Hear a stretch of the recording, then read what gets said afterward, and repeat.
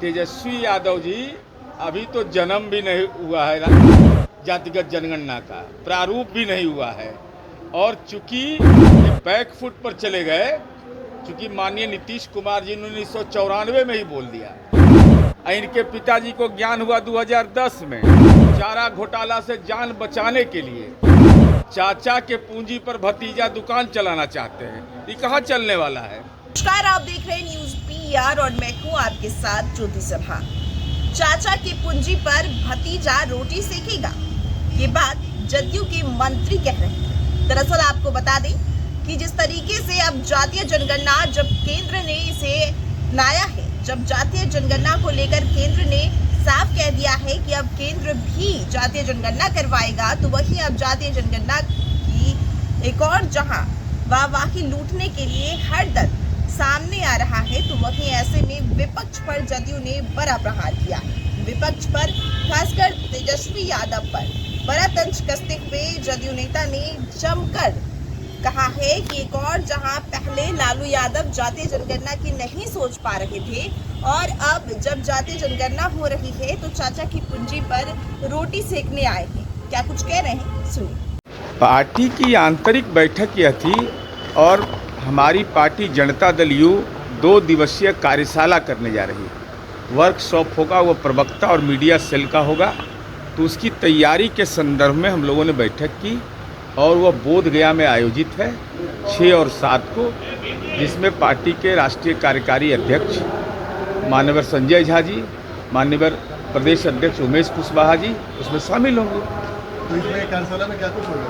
अब वो फॉर्मेट सारा तय हो रहा है। होना एक ही बात न करना है कि जो हम कहते हैं तो करते हैं। जो हमने कहा, बिहार की जनता को वायदा किया, वो मैंने पूरा किया। तो हमारा जो काम और हमारे नेता की जो साख है, क्रेडिबिलिटी है, जो दुनिया के अंदर में उनकी पहचान है, उस गौरव गाथा के साथ पार्टी के कार्यकर्ता को लैस करेंगे। जातिगत जनगणना जैसे सवाल पर हो, विकास जैसे सवाल पर हो, समावेशी विकास पर हो, न्याय के साथ विकास पर, उन तमाम बिंदुओं की चर्चा और एनडीए गठबंधन की मजबूती का आधार, कैसे हम संचार माध्यमों का इस्तेमाल करें, कैसे मीडिया का इस्तेमाल करें, कैसे विपक्ष को वज्र प्रहार करें राजनीतिक, उस पर ये तमाम चीज़ों को प्रशिक्षित किया जाएगा। तेजस्वी यादव जी अभी तो जन्म भी नहीं हुआ है जातिगत जनगणना का, प्रारूप भी नहीं हुआ है। और चूंकि ये बैक फुट पर चले गए, चूंकि माननीय नीतीश कुमार जी ने 1994 में ही बोल दिया। इनके पिताजी को ज्ञान हुआ 2010 में। इस चारा घोटाला से जान बचाने के लिए चाचा के पूंजी पर भतीजा दुकान चलाना चाहते हैं। ये कहाँ चलने वाला है? तो स्वाभाविक रूप से माननीय नीतीश कुमार जी ने किया और आदरणीय नरेंद्र मोदी जी इस देश के इतिहास पुरुष हो जाएंगे जातिगत जनगणना। अब जब उसके फलाफल आएंगे, और नीतीश कुमार जी ने लॉ दिखाया, फलाफल के बाद न होगा कि इसके लिए क्या क्या और से कार्यक्रम तय किए जाएं। तो ये बेचारे का जब तुरुप का पत्ता छूट गया तो ये छुरछुरी छोड़ रहे हैं, ये हो जाए वो हो जाए।